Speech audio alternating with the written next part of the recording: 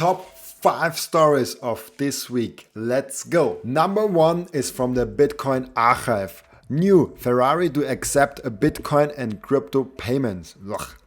For its cars in the US. When Lambo, it's a good question. It's also a good question, when is Tesla continuing the Bitcoin payments? They still have Bitcoin. And I remember Elon Musk saying something about 50% renewable energy use. It's clear that Bitcoin is more than 50% renewable. Important to note here on this story is also that Ferrari is not really accepting Bitcoin. Of course, they're accepting Bitcoin, but they are also converting it back to fiat. It's a first step in the process. They are accepting Bitcoin. Definitely a step in the right direction. Let's move on to number 2. Documenting Bitcoin road breaking. New record Bitcoin hash rate. I can tell you, since 2021, since the mass exodus from China, from the Bitcoin mining game, the Bitcoin hash rate just went up and up and up. It was a really interesting year, 2021, when China exited the Bitcoin mining game. It went down 50%, but a few weeks it was back at the original high, and since then it just keeps moving up. Despite the price being down more than 50% from the all-time high, the Bitcoin mining hash rate continues to outperform every expectation, even mine. It's a business model that just keeps on growing. Mining Bitcoin will be a big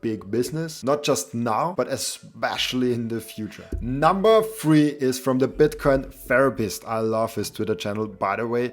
Bitcoin ETF is incoming. Get ready for the bull market. SEC will not appeal Bitcoin ETF court decision. This was a big news story. It didn't have any impact on the price, but it could have a really big impact in the story of Bitcoin in the end of 2023. Because now the SEC didn't appeal to a US court decision. There can still some small things happen along the way, but if it goes through and then the Grayscale Trust can work with the SEC towards a spot Bitcoin ETF, there's no reason why all the other Bitcoin ETFs should also not be able to become actual Bitcoin ETFs. So we could look at the situation where we have in the next 3 to 6 to maybe 8-9 months 5, 6, 7 spot Bitcoin ETFs if it moves in a good and fast fashion. But as I said in a previous video, it doesn't matter. Bitcoin doesn't care about the SEC or Grayscale or any other Bitcoin spot ETF providers. Bitcoin just keeps on producing block after block. TikTok, next block. Number 4 is from the Bitcoin news. Justin Carolyn Allinson testifies today that Sam Bankman fraudster instructed her to keep selling Bitcoin if it's over 20k US dollar. The Bitcoin they sold were from stolen customer funds. First of all, this news story teaches us that we should always keep our Bitcoin off exchanges. Always keep your Bitcoin in cold storage in your own keys. Hold your own keys or someone else will. And the second part of the story, I really don't care.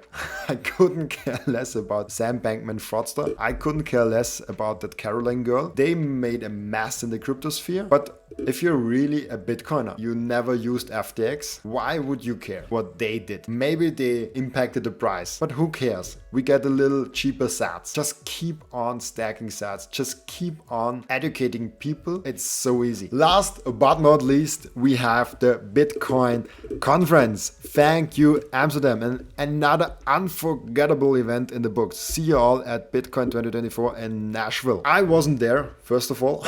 I would love to be there. Bitcoin conferences are always nice to be. It's a special place where a lot of like-minded people are, but they cost a lot of sats. If you are actually a true Bitcoiner and you see how many sats you have to invest to get to those conferences, it's a lot. I'm still in a lot of Bitcoin conferences. The last big one I was at Prague. For everybody who never attended such a big Bitcoin conference, if you can afford it in any way, shape or form, you should try it once. You find a lot of cool people there, and you also get a nice overview of what's going on in the industry, what's going on with the Bitcoin mining companies, with other companies, with Lightning companies, with exchanges, who is there, who can I talk to. It's always cool to talk with directly to a person from the companies. So with that being said, I hope I see you all in the next one.